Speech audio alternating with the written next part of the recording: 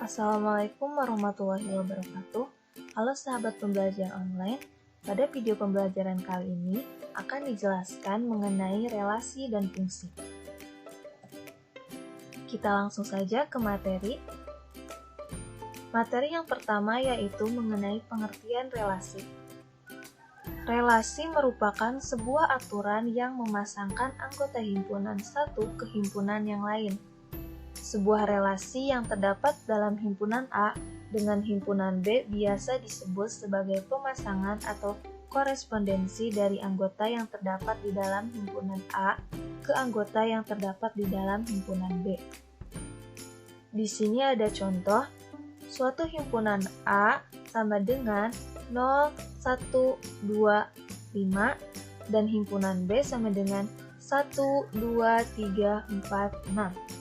Maka, relasi dari himpunan A dengan himpunan B dapat disajikan ke dalam diagram panah, diagram kartesius, himpunan pasangan berurutan, serta rumusnya dapat kita lihat pada gambar ini. Kita lihat gambarnya. Nah, di sini sudah terdapat diagram panah dan diagram kartesius. Pada diagram panah, setiap himpunan A diurutkan berpasangan pada himpunan B. Begitu juga pada diagram kartesius, bisa kita lihat di sini ada 0, 1, maka di diagram kartesiusnya juga 0, 1. Lalu 1, 2, kita lihat di diagram kartesiusnya 1, 2, dan seterusnya. Nah, di sini untuk himpunan pasangan berurutannya 0 dengan 1, 1 dengan 2, 2 dengan 3, dan 5 dengan 6. Untuk rumusnya yaitu fx sama dengan x plus 1, di mana x anggota himpunan 0, 1, 2, 5 dan fx anggota himpunan 1, 2, 3, 4, dan 6. Untuk yang selanjutnya yaitu mengenai pengertian fungsi. Apabila sebelumnya pada bagian relasi dari himpunan A dan himpunan B dalam fungsi disebut sebagai fungsi dari A ke B, apabila setiap anggota A dipasangkan tepat satu anggota B, maka pada fungsi anggota dari himpunan A disebut sebagai domain atau daerah asal, sementara anggota dari himpunan B disebut sebagai kodomain atau daerah kawan, serta anggota yang ada di dalam himpunan B yang berpasangan, himpunan C disebut sebagai rank atau hasil dari fungsi. Di sini terdapat macam-macam fungsi. Sebuah fungsi f, A memetakan ke B ditentukan dengan rumus fx disebut sebagai fungsi konstan jika dalam setiap anggota domain fungsi selalu berlaku f, x sama dengan c, yang mana c adalah bilangan yang konstan. Macam-macam fungsi yang pertama yaitu fungsi linear. Fungsi linear adalah fungsi fx sama dengan ax plus b, yang mana a tidak sama dengan 0, a dan b termasuk ke dalam bilangan konstan. Grafik linear berbentuk garis lurus. Untuk selanjutnya yaitu fungsi kuadrat. Fungsi kuadrat adalah fungsi fx sama dengan ax kuadrat plus bx plus c, yang mana A tidak sama dengan 0 dan A, B, C merupakan bilangan konstan. Grafik kuadrat berbentuk seperti parabola. Yang ketiga yaitu fungsi identitas. Fungsi identitas adalah fungsi di mana berlaku fx sama dengan x atau setiap anggota domain dan atau daerah asal dari fungsi dipetakan pada dirinya sendiri.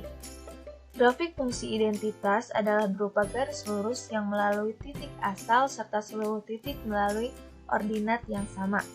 Fungsi identitas akan ditentukan oleh fx sama dengan x. Yang keempat yaitu fungsi tangga atau bertingkat. Fungsi tangga adalah fungsi fx yang berbentuk interval sejajar. Selanjutnya yaitu fungsi modulus mutlak. Fungsi modulus mutlak merupakan fungsi yang memetakan setiap bilangan real, bahkan daerah asal suatu fungsi menjadi nilai mutlak. fx memetakan ke nilai mutlak x atau fx memetakan ke nilai mutlak ax plus b, maka fx sama dengan nilai mutlak x, artinya nilai mutlak x jika x lebih besar daripada sama dengan 0, dan negatif x jika x lebih kecil dari 0. Fungsi ganjil dan genap. Sebuah fungsi fx disebut sebagai fungsi ganjil apabila berlaku f min x sama dengan min fx, serta disebut sebagai fungsi genap apabila berlaku f min x sama dengan fx. Apabila fungsi f min x tidak sama dengan min fx dan f min x tidak sama dengan fx, maka bukan termasuk ke dalam fungsi ganjil dan juga fungsi genap.